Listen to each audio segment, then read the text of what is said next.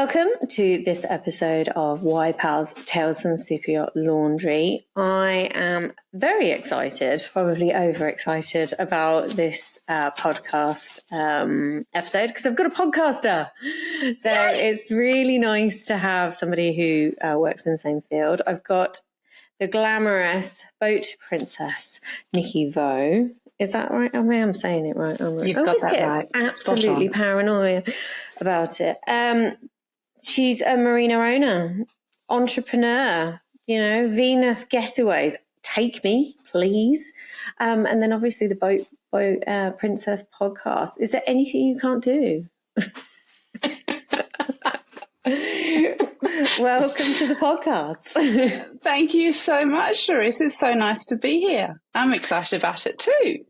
Well, I don't. Obviously, we have only just seen each other. I, managed to collar you when you're on this side of the planet. You reached out to go on your podcast while we were at the glamorous Mets just recently. Yes. And I, told you, spilled the beans on me and what I'm up to. So I only think it's fair that we do the same to yourself. So cool. Who is Nicky and where does she come from? Well, where do we start? Where do you want me to start? Well, you're in Oz, and then where did boats come in your life? Let's start there. You're born and bred Australian? No. Okay, well, there you go. Yeah. Born in England. No way. Yeah. My boating lifestyle started on Poole Harbour. Oh, no way. I used to go to school holidays, and my father worked for John Lewis Partnership. So our holidays were at Brownsea Castle on Brownsea Island. And we used to go to Sailing Regatta Week every year. And I used to crew for my dad in a GP14. Oh, so you're a proper sailor. I do this now. But, I can't say that I'm a sailor. I worked on motorboats, so it's a floating hotel basically that I have no control over. But you actually were on the water from a young age. Yeah, and there was a lovely little motorboat that used to take us back and forth to the island called Castello, and she still exists. She's a 1964 timber boat, and funnily enough, I now own a 1964 timber boat. And when I bought her and we went on our trial run, she's actually a yacht, but she's got a nice little diesel engine in her. And as soon as she started up, I went, sounds like Castello, smells like Castello. I've got to have this boat. Yeah, so that was my first love, that beautiful little boat, and she's still going. Was it when you were a kid out on the water? Was it like just Dad made you, or was there a passion to get out there? I guess Mum made me really, because she refused to do any more crewing. So. Which is a story in itself, which I usually start a conference with because it's very amusing. She didn't want to do the crewing anymore, so I stepped in and did it from there. So, it was. But the wonderful thing about sailing with your family is that it's true dedicated time that you'll never forget with your parents. So that time with my dad was time that was very special for me, and created another part of our relationship, if you like. I suppose in this day and age when everybody's talking about distractions and stuff, like if you're on the boat, like nobody's on their phone, you're hands on and you're all trying to get on to get a job done. So it must have been a really kind of lovely experience. It's quite rare now. Well, that's the beauty of boating, isn't it? And that's why I promote it so much, especially for families in the world that we live in now, because it is that you are entirely focused on what you're doing. You're getting splashed. If you're the crew, you're the one being splashed by the waves, and you're working together as a team, and you're entirely focused on what you're doing, especially when you're racing, because you're just entirely focused. So I think it's I was talking to Peter Methven the other day, and I was saying, you are focused when you're racing, and it's almost meditational. And he said, No, I'm not sure it's meditational. It's fairly intense sailing racing, but yeah, it's you are focused and you're not thinking about work. You're not thinking about, and as a family, you're spending time together tremendously, and those memories never go. You will always remember them. I do think it's stuff like that is meditational, because people get a misconception about meditation. Meditation, you're trying to force your brain to kind of become inactive. But you're basically trying to focus internally, and anything you have to give your 100% focus means you've got no chatter. It's like rock climbing. If you think about other things whilst rock climbing, you will fall off. If you're sailing, exactly right. Do you know what I mean? You will either, sails will stop, or, I don't know, lose wind, or I don't know. Obviously, I don't know, because I've just said that. But anyway, yeah. And to have that experience, because obviously when we talk about working on boats, a lot of the time we talk about boat families. You become a chief stew, you become a boat mum. So to have that with your family, that must be really quite a lovely thing to have. It is, and I've had it with my kids since, and it's a privilege that you get to go boating together. But again, they have memories they'll never forget from boating. So that's really good. And it's even as they've grown and they're young adults, the time you spend on a boat together is somehow completely different to time on land. It's almost like time slows down, and you're often in a place that you can't even get signal. So you can't use your device. So you're forced to, have a conversation. Oh, dear. Well, yes, I'm sure the conversation, if you're forced to, gets better over time. So you grew up in the UK, but so when did you get the Aussie accent? Well, I've been in Australia for 33 years now, so long time. So my mum and dad gave me a flight to Australia for my 21st birthday. Oh, wow. So I went over on a working holiday and I met my amazing husband, and the rest is history. What, literally at 21?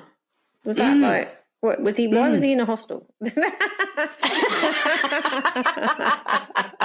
No, he was a friend of the family I was staying with, so I got introduced to him through that. Yeah. And it was love at first sight? No, I completely ignored him. So that made me a challenge. So happy days. Here I am. Have you stopped being a challenge? I don't know. Probably not. So where? So obviously you went over to Australia. Where did you head into? Sydney. And I was lucky enough to start my Sydney life in Northern Beaches. Nice. Which, for those of you that know, Sydney is a beautiful, are there any ugly parts of Sydney? Not really. The Northern Beaches in itself is a beautiful, it's just full of gorgeous beaches. And it's a fabulous area to start my life in Sydney. So I was very blessed to get that. It is absolutely stunning. The only thing I couldn't get on with was the helicopter chase, when it follows the sharks. Like, I'm just chilling, sunbathing. Right, what is that helicopter doing? And then obviously you realise, you're like, I'm not going to swim today. I'm just, just maybe paddle a little bit. But Europeans are obsessed with that. That we, I don't know if it's some sort of marketing ploy we do to keep people out, maybe. I don't know. The whole spiders, snakes and sharks thing. Europeans as soon as they meet an Australian, that's all they talk about. It's fascinating. It is fascinating. Because, there's nothing can kill you here. Like, you're more like you're going to get killed by another person in the UK, not a creature. And, I'm not particularly afraid of spiders, but the biggest spider I've ever seen, although they're not the ones to be afraid of, was, it was in Australia. It was big, and then the snakes, and it was, to be honest, the only thing I didn't like was the possum noise. Like, what is that? It's like from hell. Like, the noise that they create is interesting. If you wanted to, what does a demon sound like? It's going to make horrendous noise in the middle of the night just to freak you out, or scuttle across a tin roof. Like, But they don't And actually also, bother you, but they like, just sound fun, They do. And also when I come to England, you have beautiful tweet birds, tweety birds. And in Australia, we have pterodactyl type things. Yeah. So it's like they're kind of back in nice to hear the prehistoric tweets. times. It's funky ass noises, and don't worry about the big spiders because they're obviously scary, but the little ones, they can kill you. So it's just a lot for our little European brains to cope with. There's just too many dangers. Be careful where you swim, because you get riptide, lots. Oh, yeah. Lots. Yeah. You're going to get skin cancer, loads, just a lot of information. We don't have to worry about stuff like this because, the sun never comes out in this country. So, yes. So you're in Australia. You've met the love of your life. What career did you have while you were over there? I was in hospitality. I was in top-end hotels. I did a degree in hospitality. So I trained at the Ritz and Grosvenor House in London. Nice. And then I trained at the Ritz. I started my career at Grosvenor House. And then I worked at Hilton when I first came to Sydney. So I worked in hotels, and ever since I've always said there's not a huge difference between hotels and marinas. Really, it's the same hospitality, same service, same approach to clients, even occupancy. Our business is based on occupancy, just like a hotel. So when did marinas appear in your CV? Let me think. About 20 years ago, we acquired Gladesville Bridge Marina in Sydney. So that was our first foray into the world of marinas. So I've got it written down. What a boat people like to manage. Because I'm just I don't know, they're super chilled about some things, somebody's parked their boat and then just disappeared off the face of the planet. We've got a marina in Chichester. Some of those vessels don't look like they could go to sea. I don't know. They're just kind of like floating sheds, I would say. So look, what are boat people like? Because what kind of sizes are you talking about? Like just fun, pleasure to start with? We vary in our we're floating marinas. We don't have we have dry stack in Lake Macquarie actually. So we vary from sort of 20 feet up to 100 feet in size. So we've got 200 berths at our marina at Bobbin Head, Empire Marina Bobbin Head, and 250 berths at Empire Marina Lake Macquarie. Now, when I say lake, it's 5 times the Sydney Harbour. So it's a massive, massive lake. So both amazing boating locations. And in terms of boat people, interestingly, I'm sure you experience the same in Europe, but the people vary dramatically in the areas of the marinas as well as the boat ownership type. So there is no sort of just like a hotel. Anybody can walk into a hotel. Yep. And they can be from anywhere in the world and do anything in the world and have an expectation that can be completely different to the person that walked in before them. So a yachtie will have a far different perspective and requirement to a motor yacht owner. A super yacht owner is completely different again. So, and a mega yacht owner, even more so. So, but then also the people that have their boats on Lake Macquarie are completely different to the people that have their boats at Bobbin Head. The people that have their boats permanently at Bobbin Head as opposed to the ones that pop in for 3 months because normally they're up in Queensland. Again, they're different again. So we have to continuously adapt and cater to all of those different needs. And the way you do that is basically getting to know them. As a community, we know the people in our marina. I don't personally know them as well as our amazing marina managers know them, and our CEO. They know them better than me, and they look after them really, really well. And we literally do, barbecues to catch up with them and events at the marina, because it's not just a place to park your boat. It should be, if it's a good marina, a community of people that know each other. It's different in Europe because your marinas are much more transitional. Our marinas, I've got clients in the Bobbin Head Marina, I've been there for 20 years. So, well, your country's a little bit bigger, you know, like it's true. You have to, you know, it's a long ass flight just to get over to the other side of your island, let's say. It is. Yeah. It's a big old place. So I can imagine, you know, it's not that easy, or it's not, you know, it might be a long drive to tow a boat. And then obviously if it gets big, you know, you're not going to tow it, you're going to have to sail it. And then also your seas are a bit more fruity. Pretty brutal. You know. Yeah, they're pretty brutal, our seas. Yeah. I was violently sick on a super yacht coming out of Sydney. It was my first taste. Yeah. Like it was just like a little jolly to go out and go up to one of the beaches, do lunch, come back. No, like swelly, just very swelly. And I wasn't prepared and I hadn't taken any seasickness.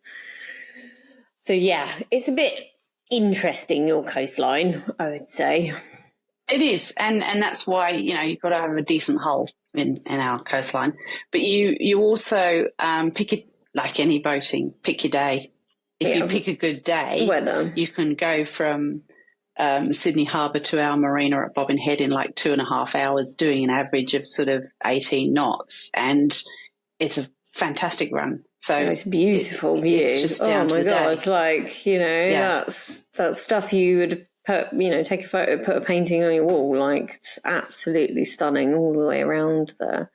Thank you. So obviously it sounds like you had a really hard life in these lovely locations.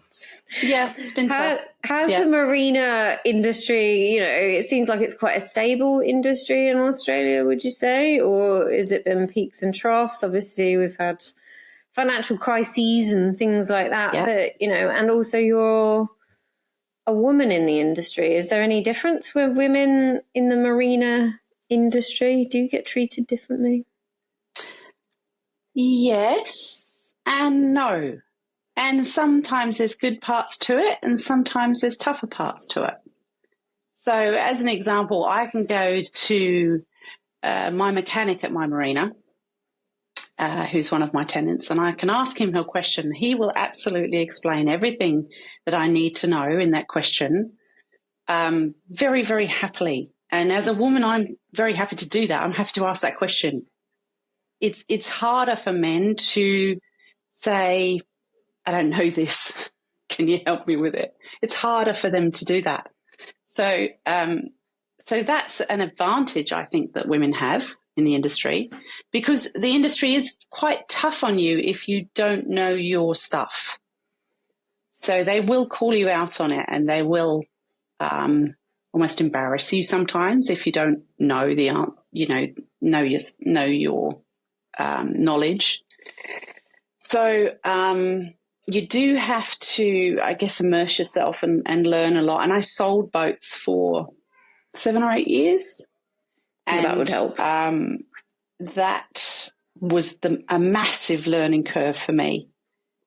But I just persisted and I just kept learning and learning and learning. And if somebody did ask me a question I didn't know the answer to, I said, don't know the answer to that, but I'm going to get the answer for you. Then I would phone or contact the expert in that space. They would explain it to me. And then I'd say, okay, it's because of this, this, this, and this. Because I was very conscious of, as a woman, you can't, what's the polite way of saying it? BS. You know, you've got to gain the respect. You've got to know your stuff. That's it. I mean, that's the female experience, isn't it? To get anywhere where females aren't, you know, predominant. If you're pioneering in those areas, you've got to just know your stuff. Otherwise, they're just going to be on you all of the time. And, you know, there's only so many times you can be made fun of. And, you know, it takes an incredible amount of thick skin, you know, the amount of side comments and stuff like that, whilst you are learning, whilst you are trying your hardest. But once, you know, there is an incredible amount of satisfaction and confidence though when you are at, the peak of it, kind of thing, that you've done. Absolutely. You've served and not your only time. That, there's loads of people in the industry that are willing to help you get there. They're very, that the beauty of the boating industry is they do like sharing that knowledge, and they're passionate about what they do, so they share it with you. And that, I think, is a wonderful thing about our industry, and something that we I certainly appreciate a great deal. Would you, from your perspective, so obviously you based in Australia, you've come over, you told me you've been to every Met since the start of Met, is that right? Oh God, no, not me. No, Darren has. Darren's been there, I think, 15 times, because he's my husband. He's the current president of ICOMIA, which is the International Council of Marine Industry Associations, and they're the body that work in conjunction with METS to produce that show. So he's been to many, many, many, but I was at home with the children when the early ones were doing, and even into their teenage years, of course. We have, when you're that far away, you can't disappear for 3 weeks. No. Even when they're 15, 16, you've got to be around for them for support and emergency and just I don't know whether you feel like, as a mother, like they've got to be a certain level of sufficiency before you're like, right, I'm going to go to the other side of the planet. Yeah. Look after yourself. Yeah. So, yeah. So you've been to a few, no? I've been to 3. Yeah. 3. Met's trades. What's the difference between Australia and Europe? What do you... Oh, gosh, that's a big question. We've got time. What were your first impressions of Europe in the beginning then? Let's start. Oh, well, I mean, everyone loves Europe, right? Don't they? Yeah. I mean, Europe is a beautiful part of the world, and you've got, I think the fundamental difference between Europe and Australia is if you live in England, you can pop across to France for lunch, and you can pop down to Spain for a weekend, and you can pop down to Italy for 3 nights. And we are so far from everything that every travel for us is a big ask. Even going from our city to city is an hour flight or a 9-hour journey, Sydney to Brisbane, that sort of stuff. So I think that's the fundamental difference. So I think you get a lot more exposure to different cultures, different languages, different money even. Yep. And we are fairly similar over the whole of Australia. There'll be plenty of Australians that will argue that entirely. They will not be happy about that statement. But, no, you are different. You're completely different, 100%. Yep. Nope. But we do know we can get a really good coffee in Sydney, and we can get a really good coffee in Melbourne. Yep. I mean, you can get you guys' obsession with, if anybody's ever been to Australia, the best coffee, normally you're like, Italy, like cappuccino, like where these things are supposed to go. Australia is just obsessed. Like your food and your coffee. Like I picked up a coffee, I think I've told the story before, and the barista just put a dragon in the top of it. I'm like, what are you doing? Like it's like a work of art. Like I can't draw that on a piece of paper, let alone with a bit of foam in the top of my coffee. Do you know what I mean? Obsessed. But you are, obviously, for the people that think you're different, obviously a coffee in Perth is different to Sydney. 100% not. No, not the coffee. The coffee is consistently good across the whole country. Amazing. And it's served by passionate baristas and passionate cafe owners, and it's when we travel, we find that really hard now, that finding a good coffee like we used to at home is getting better. I have to say, it's getting better. But the food, it's tricky. And the food, it's so good to get good food in Australia, like so spoiled. I mean, I thought I was a great traveller when I landed in Sydney and I woke up eventually. I'm like, I'm going to go down to Bondi Beach. I'm going to sit there. I'm going to have a nice coffee. And then I picked granola. I'd never had granola in my life. And they just gave me this tiny little dob of yogurt. And I'm like, I'm crunching it. I'm like, this is not what I thought it was going to be. Like losing a filling. But everything's so good. Like so good. The fish. Oh, my gosh. The fish. But yeah, you are spoiled. Again, it's a horrible place to live. We've obviously. got amazing ingredients. Yes. We've got amazing chefs and talent in this country. And we've also got a beautiful fusion of different people from all over the world.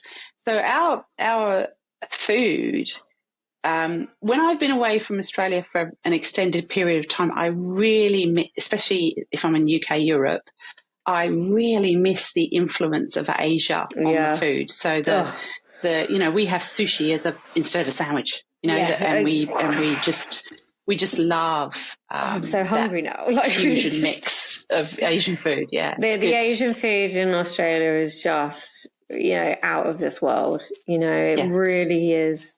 Australian MasterChef, I would probably say, is a bit better as well. Like I've watched that week. I really like Australian MasterChef. It's lovely. So like being in the boating side of, Europe, would you say, because obviously, you've got that simplicity in a way that you're just dealing with one country, dealing with different countries has complications because everybody's got their own way of doing things. Do you have, what's your favourite and what's your least favourite country to work in? I don't really kind of work in the countries. I go for conferences and I speak at conferences and I attend congresses with my husband. I go to expos, all that kind of thing. I don't think I would have a least favourite because every time you go to another, Portugal we went to last year. It was amazing. It was fantastic. It was brilliant. And you do learn, because we do marina tours and things like that every time we do these events. So you do learn that in some ways they do things a little bit differently and there might be little things that they do slightly differently. But in reality, because we're all marinas, we do it all the same, really, because we're dealing with boats, power, clients, water. It's all the same sort of things. So it's kind of cool like that because you're going to a completely different culture and a completely different country, but in reality you're still seeing the same boat brands, you're still seeing the same setups in marinas. A perfect example is in Australia we have on our marinas we have a finger every two boats. In Europe, you'll be lucky if you get enough space for the boat, let alone a full berth with a finger on the side. So I think we do sort of return to Australia. If somebody says, "Oh, I've only got 2 meters between my boat and the boat next door," we go, "Try going to Europe." Yeah, it's squishy. So, it's squishy. What's your favourite? My favourite place. Favourite marina in Europe? Go on, you've got to have one favourite if you're being too political about your least. Well, it's got to be, I love Venice. I adore Venice because you have, everywhere you go in Venice, you have to go on a boat. So to me, that's like heaven. I can't go anywhere without going on a boat. So I adore Venice with a passion. And Alberto, our friend who owns a marina there, he's a wonderful man. The World Marinas Conference is actually being held there next year in October. So I cannot wait for that because I know he is going to put on an incredible showcase. The beauty of our congresses is that we go to a city and the marina manager of the biggest marina usually there organises the congress. So they put on amazing showcases of what their city can do.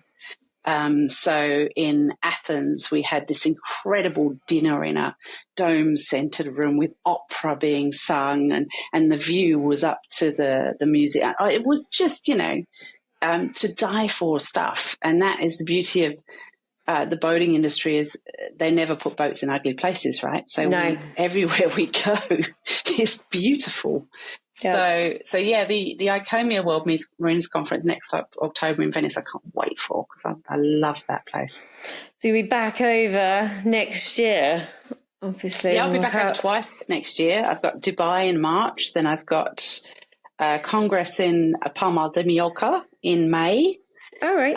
And then we've got the World Marinas Conference in October in Venice. So amazing times. So you're and I would really love to get to the European, because I've never actually done the European boat show circuit.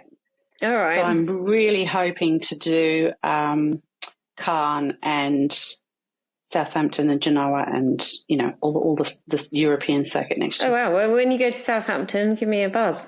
I will. Stay at our house. We're not far. Thank you. That's so nice. So obviously the world of marinas, like you said, you don't go, the marinas aren't anywhere ugly, that's the shipyards. They go to the ugly places. So obviously you've been doing it. You obviously interviewed me for your podcast, and obviously we are all about women on Tales from the Superyacht Laundry. Why did you start a podcast? Oh, well, I saw a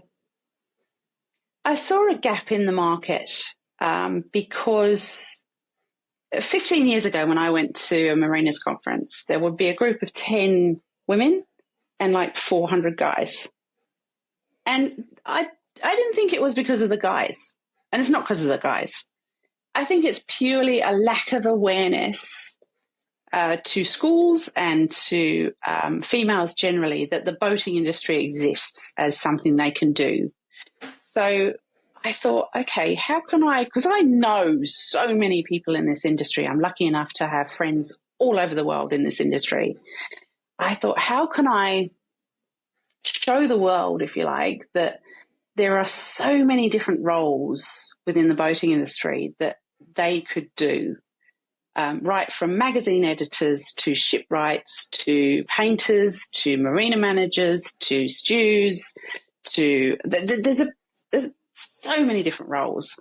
And so I thought, if I interview people on a podcast and they tell me what they do in the industry, hopefully somebody will listen to that podcast and say, oh, that sounds like a fun thing to do, or that sounds like a skill set I have, or that sounds like something different to what I'm doing now that I'm not really enjoying, that I'd like to do.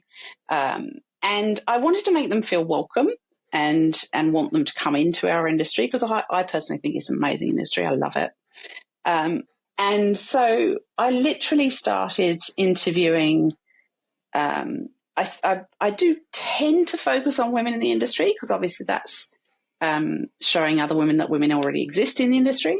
Well, I suppose with the name Boat Princess, guys are not like, No, I get loads of guys listening to podcasts. Yeah, loads. But you know what I mean? They're not naturally like, oh, I'm going to listen to boat. Do you know what I mean? Unless they kind of know you. They perhaps might not take a chance. No, some of my biggest fans are men. And they'll literally send me a message. What happened to this week's podcast? What's going on? So I really am blessed to have a huge following and a real mixed following of people, because I do interview guys too, but also because the guys want to support the women too. They're not. I don't think there's sure there's there's moments, but there are men in my business and men in my world that have got me to where I am in this business. Yeah.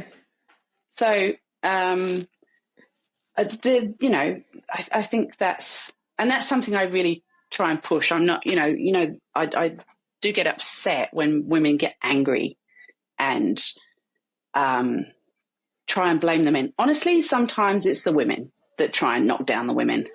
It's not it is a difficult, when you've got, it's so intense to try and get into an industry because it's not easy. It's not for the faint-hearted, I don't think, the yachting industry. As a woman, you've literally got to have that determination, because if you're not committed, it can get really tricky and you'll be just like, not bothered. But there are, like you said, a lot of guys really, they really want to help. They're not fazed at all by your existence in the industry.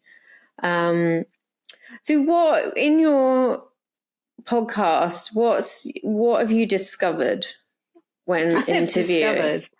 Well, first of all, I've discovered how much I love doing it.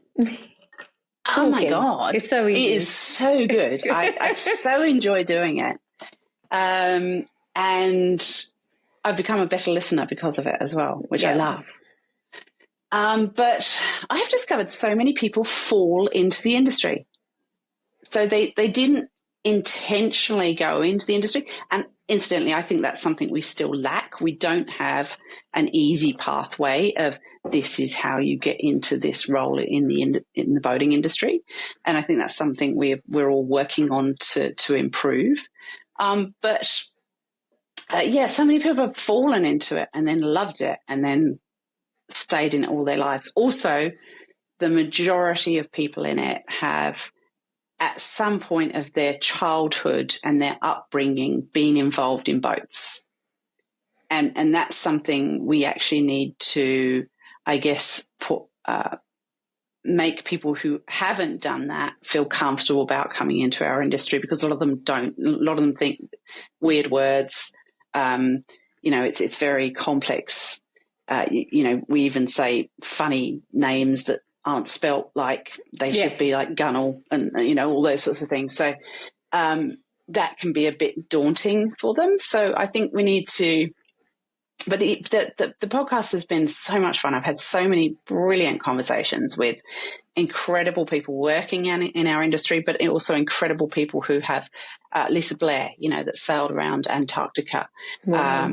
Of course, the beautiful Kay Cotty, who's a dear friend, who was the first woman to sail around the world unassisted without stopping. And her admission that when she came into Sydney Harbour, she just wanted to turn around and go back out again because of all these people, So, wow.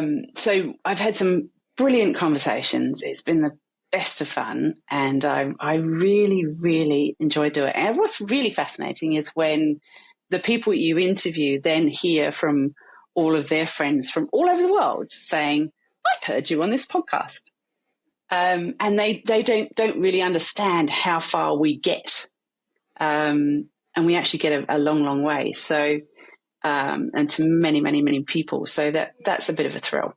Yeah. It is a bit of a thrill. Do you think it's changed you? Like, since you've started, do you think you've changed as a person and as a podcaster since you've started? Yes, I think I am. I mean, I was lucky. I kind of I have a good podcast producer, and she trained me at the start, and she was with me for my first sort of 10 episodes to sort of say, no, do this, no, do that. No. So I had a good start of guidance. I think that was really important. And therefore I have become much more independent of her. So I just send her files now, and she then edits and then uploads. So I do all my own tech in terms of equipment now. So I'm much more capable as myself as a podcaster now. I'm much more. I'll be much more. I'll approach people that I wouldn't normally approach to say, would you like to be on the podcast? Because I know it's actually something that they actually value. So, and it's good for their career and their business and so on and so forth. So that's really nice, because I feel really confident to approach perhaps people that I spoke to Madame Vranken recently. I interviewed her from Pommery, Champagne, and she was an amazing interview. She's coming out soon. And I probably wouldn't have approached her as a person, because she's a very strong-willed woman. She's an incredible businesswoman. We always underestimate ourselves as businesswomen, don't we? Yeah. So we always think, oh my God, she's amazing. And yet in reality, and I don't want to talk myself up here too much, but we are too. But we don't. Well, as women, we always put ourselves down. Do you know what I mean? Like women by nature, I think we question ourselves and what we're doing. I've learned that myself. It's if you don't ask, you don't get. And I think sometimes with the way the female brain works, we think about what would happen if we asked rather than just ask and see what happens. Do you know what I mean? We kind of preempt a response.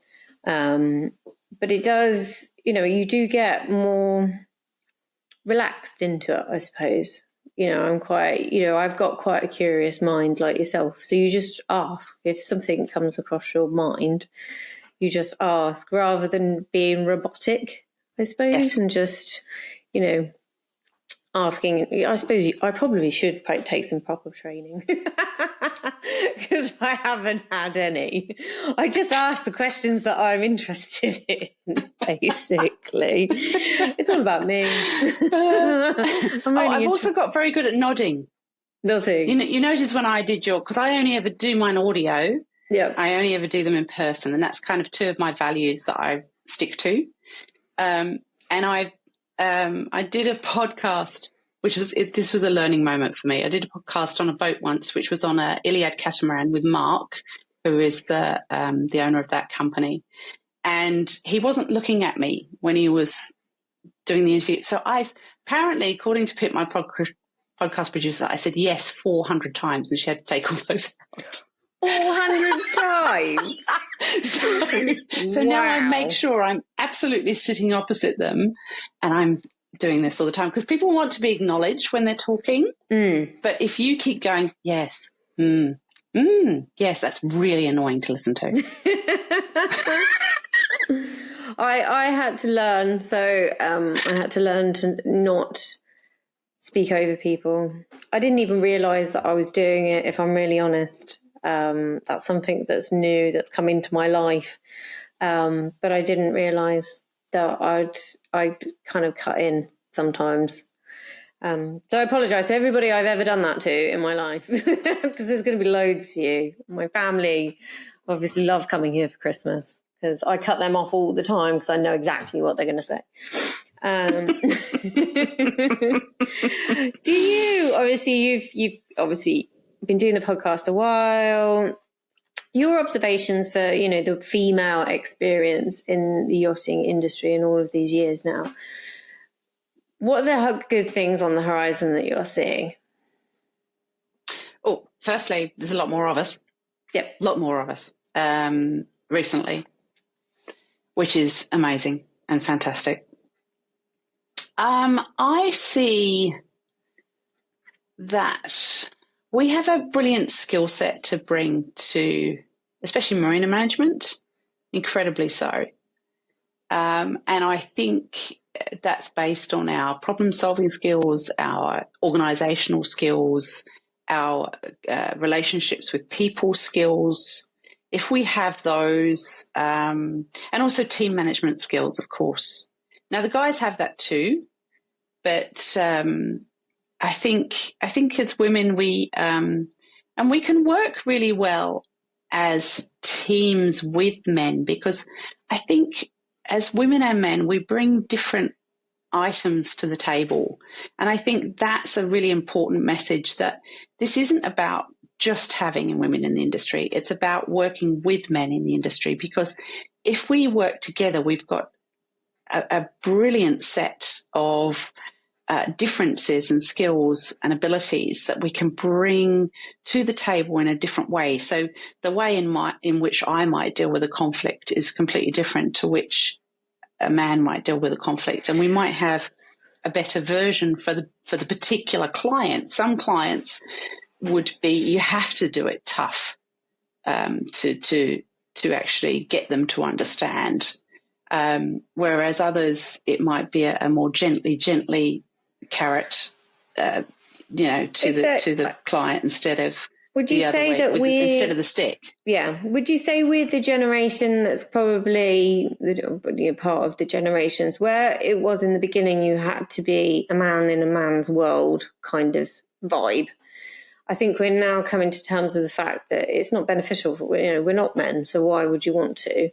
And also, like you said, we're missing out on using the attributes that we have to kind of turbocharge, especially service, because, there is, the reason why a lot of women, not just the physical, are on the interior. It's just, we're just more, generally a lot more attuned to emotion, which is all about hospitality. But I do think would you say we're kind of making peace a little bit now? We don't need to be men, as long as, we bring something new to the table. So technically we're not as threatening as we were, because we're not trying to take their jobs. We're just trying to, like the never ending story of men and women, complement each other, since the beginning of time. Not, I'm not going to go out and get a spear and go hunt a saber-toothed tiger. Do you know what I mean? Like it's... Yeah. Although I have to say, sometimes we're still doing that against each other as women. Yeah.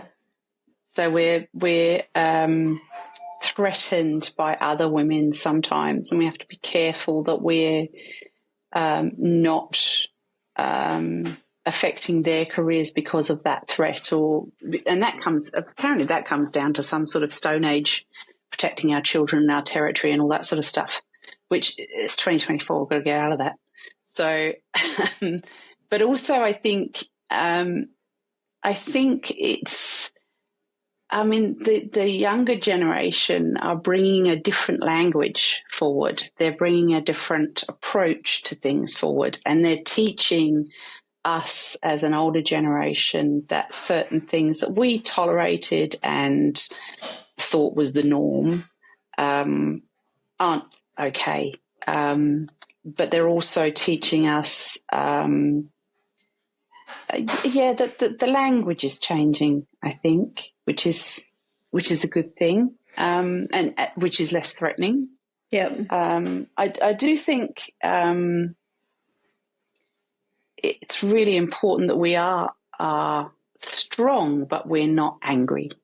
I think that's a really important part of it. Well, I suppose that's coming to, I've never claimed to be a feminist, but I'm very aware that I'm a female. And, there is loads of great things about being a female. There are loads of really horrible things about being a female. How, if I weighed it up, being a boy, being a girl, in a lot of ways, I do think they get it a lot easier, just biologically. They get a lot easier ride. I'm not saying that it's all easy, but like that bit. But I do think we are coming to an age now, and like you said, language is changing. So what would offend me is not the same. Well, what wouldn't offend me is not the same as this generation, But I think we need to also influence them that, don't take it to heart. You need a bit of a tough skin as well. You can't absorb every stupid comment a man comes out with, because you're just going to get, they come out with a lot of stuff. You can't absorb it all and take it to heart. And I think we've got, especially after COVID, sometimes, the sensitivity for example, issue. a 75-year-old man might say to a young woman, what beautiful eyes you have, and he's just being nice. Yeah. And that sometimes can be taken the wrong way. And that, I think, is what we need to be careful of as humans, that we're not losing a kindness to each other and an appreciation of the opposite sex. We should be able to say to the laws now that, my husband can't say to his office manager who's female, well, you look lovely today. He's actually not allowed to say that anymore. And I think I think that's sad, personally. I think it's sad, and it's probably too far the other way. You know, like you said, everything is in balance. It's gone quite far, probably the other way. It needs to kind of come back a little bit, you know, because you've got to be able to communicate. And, you know, sometimes the man is attractive and you might want to flirt with him. And at this rate, nobody's going to flirt with you ever. So, you know, how are they going to meet anybody? It's a real issue of how do partners find partners at the moment? Because, again, under Australian, you're not allowed to ask somebody out if that request is not wanted. How are they supposed to know that? How are they supposed to know it's not wanted? And most of the guys that have asked me out, they were rubbish at it. Like, literally, it was awful. You know, it was awkward. It was like the poor guys, like, they just won't bother. Like, it's just like, nah, I'll just text her. Well, they can do that now at least, can't they? But then maybe it's text evidence, and then they're even more trouble. They're taking all the fun out of it because, you know, the terrible pickup lines, the bad experiences, that's the banter, and that's also, you know, what you laugh about back in the, you know, you're losing your back in the day comments back in the day. Yeah. Well, I was stood in a bar in Manly. And look, there's some horrible stuff that goes on, and that's inappropriate, and that is the stuff that absolutely needs to be stopped. There's absolutely no doubt of that. And maybe that, I don't know if that grows from that sort of stuff. I don't know. But I come from a different generation that is constantly learning from the younger generation now that, you know, I know I have my certain opinions about things. I think I'm still entitled to those, but they are opinion, and you're allowed an opinion. I don't think opinions are illegal. Into account. Are they? Maybe not yet. What's that? Opinions? Well, they're not illegal yet. No, well, maybe in Russia, for them, right? Honestly, I'll get arrested eventually, like 100%. You know, I'm in a whole world of trouble if opinions get you put away. Like, we've got a guy in the press in the UK at the moment. The poor guy, you know, he's crass, he's inappropriate. He's the guy in the bar back in the day. Yeah. He just always used to crack really lame jokes. Always a little bit probably on the kind of naughty side, but it always just came out a bit creepy. But you know, that's what he was, and you just kind of ignore it and like, yeah, right, kind of thing. The guy's all over the press, like they're trying to cancel him in the UK for stuff he said 10 years ago. Like, they're literally dragging stuff out. Now, women, to all the women out there, if something happens and you don't like it and you think it's inappropriate, say at the time. You can't go back 10 years. I mean, the world's changed in 10 years. Totally. You know, totally changed. It's just, you know, tell him he's a dickhead and to piss off. Like, I don't understand. Well, maybe I'm just a bit, you know, but any woman that's done bar work, he's that annoying guy at the bar that comes in on a Friday and just, oh God, him again. And he just comes out with lame comments. But any barmaid would just be like, I haven't got time or space in my life to absorb what you're saying, so it's irrelevant. And I think this generation, we need to get them to understand, like, just, you know, if it's bad. When I was a barmaid, because I was a barmaid when I was at uni,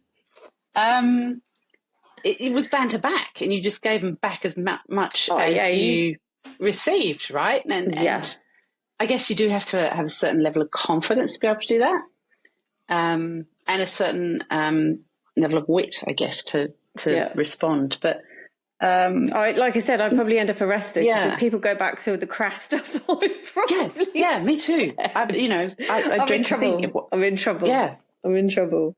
Yeah. Right, to finish up, I just would like you to talk about these incredible holidays, retreats that you're running, Venus Getaways. Before we go, and then I'm going to ask you we always ask for a crazy story. So, you know, from your time in the boating world, weird, crazy stuff happens. So I'd like to hear your story. But before we do that and finish up, Venus Getaways, Mm. Can I like book? Of course. You know, if I do a podcast while I'm there, do I get a discount? Like, I don't know. I just want to come. I feel like I need it. Well, Venus started many years ago now. Gosh, so many years ago. And it's changed and evolved over the years, and we've had different properties involved and all that sort of thing. But essentially our flagship property is a house in the Blue Mountains in Sydney, which is an hour and a half drive from Sydney, in the most amazing landscape. The Blue Mountains is staggeringly gorgeous. And it's actually an 1890s property. And what we do is we girls book the property for their group of 4 to 6 to 8. Yep. And we have a full-time butler to take care of them. And I mean a proper butler, not a half-naked butler, proper butler. And we have massage therapists come in and do massages for them. There's a hot spa there. Sounds awful. And it's based on the premise that you and I, as women, tend to go to holiday houses, which we like the privacy and the space and the comfort of, rather than a hotel room. Yep. But we tend to end up doing exactly the same things at a different sink. Yep. Airbnb is not a holiday. Premise of this, yeah. So the premise of this was a number of things. One is to give women that total break if somebody else is making your coffee and somebody else is clearing up after you and filling the dishwasher and all those wonderful things. But also bringing women together is, and we get people like they're celebrating their 40th, 50th, 60th, their mothers groups that have known each other for 20 years, all those sorts of wonderful things. And you will see them arrive with their shoulders like this, and they're all uptight, and they're really up, really stressed. Yeah. And then they'll come in and they'll start with some champagne or whatever, which they've all brought themselves, and they'll start chatting, and they'll talk about, they all have exactly the same problems. Or they've all got, one's got a really bad problem and they all step in and help with that. But whatever they talk about, they suddenly realise that they're kind of normal, that that's something you go through, that's an issue that so many others have, that's something somebody went through 5 years ago. Oh, okay, yeah, that happened to me with my kid, or that happened to me for health-wise, or whatever it is. And they'll have that conversation, and so even in the 48 hours that they're there, their shoulders go from here to here, and it's a wonderful thing to see, but it's also a privilege to see that happen as well. It's really nice to create a space where women can take a moment, because it's so hard to find a moment. It's really difficult to stop. I mean, just being in a house where I don't have to do anything, I actually say I'm not one of those women that goes to somebody's house and say, can I help with anything? I don't do that. I actually say, when I start the relationship with these friends, I'm like, I don't expect you to do anything in my house. I'm not going to do anything in yours. Do you understand? Brilliant. Great. Because I'm just going to sit in your house, drink your wine, eat your food. When you come to mine, I expect the same, and I don't want you to lift a finger, because it is important, because it's just so, life just gets so, it's before you get on to mum guilt, friend guilt, family guilt, and all of that, trying to help each other out. So, yes, I would love to come to the Blue Mountains. Thank you for inviting me. Please do. I'm really looking forward to my ticket going through the mail. What would be lovely to do is Venus Getaways on Superyachts. How good would that be? Oh, it'd be really expensive, but it'd be so good. It would be really expensive. And then, but I would find it, I don't know whether I'd feel comfortable being waited on. And then also, I wouldn't want it to turn in. There's a bias right there. What? Okay.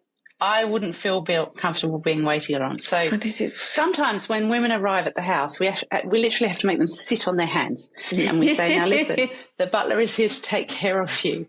And at the beginning, they feel uncomfortable and they're not quite sure why they've got a butler, and they're, and the butler can be male or female. It's there's no male called Shane. I'd like one. And by the end of the weekend, they're saying, "Can we take the butler home with us?" Especially if he's called Shane and he's beautifully tanned and blonde haired. I'm all over that for sure. So I can have a good thing. But no, it would, on a super yacht, I think it would be slightly different. I probably would tap into the whole below deck vibe and then start analysing their service. So it probably wouldn't be great because my chief stew brain would be like, Anyway, right. Yeah. So to finish up, could you please, if you can, hark back to a absolutely bonkers situation that really can only happen on a boat and you're just like, what on earth is going on?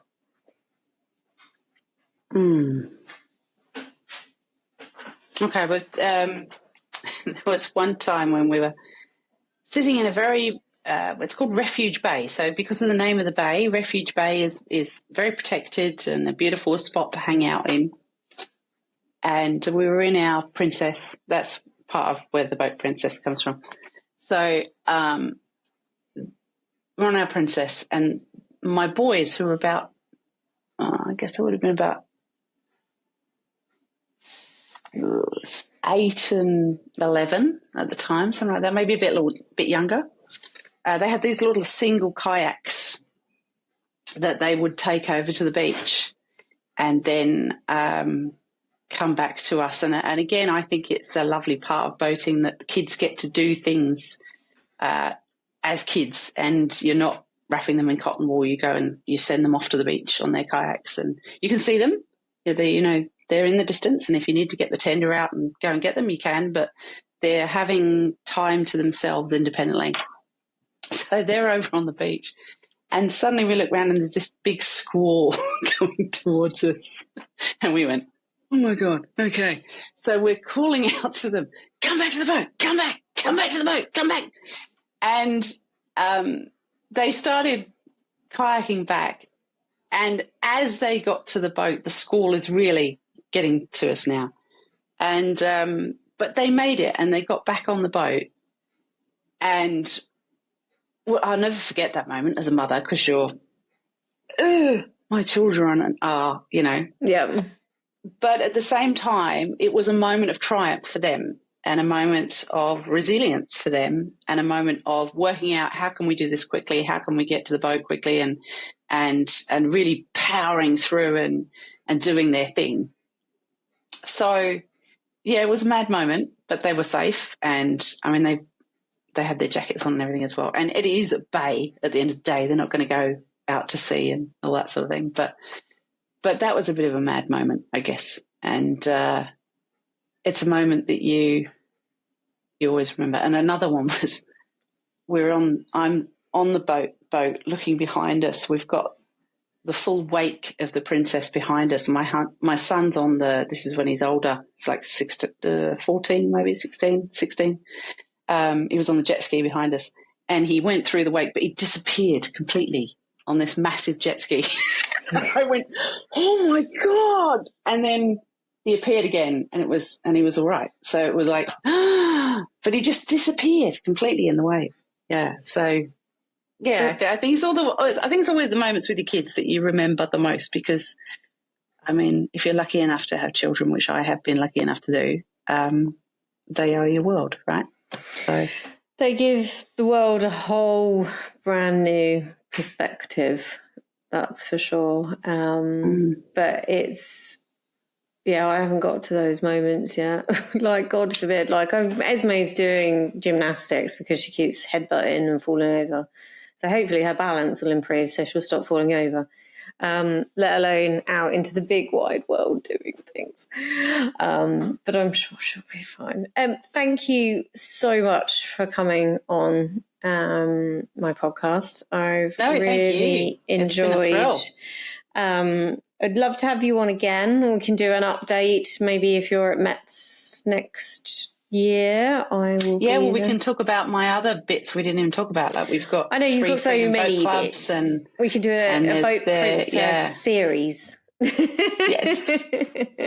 Which is so exciting. Yeah. No, it would be really good to and the boat catch princess accessories and, all this wonderful, I hope to go forever, An entrepreneur's life never stops.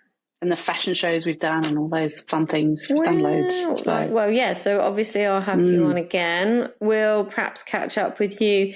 When you're in Palma, is that going to be round the show? That's in May, late May. Yeah, so it might be around the Palma Yacht Show. So it might be there. We might be able to do it in person. I have to leave Sanctuary Cove Boat Show to go to it.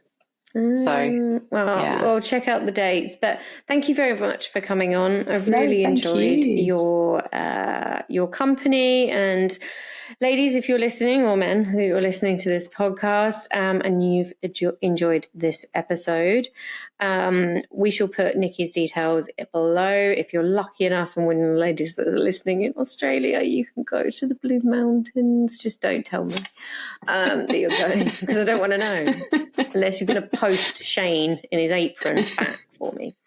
Yes, if you've enjoyed this episode, there are more for you to discover. Details obviously below, and we'll see you next time. Thank you. Thank you so much for having me. Bye. Bye. There you go. All done. Thank you very much. No, thank you. Really good. So you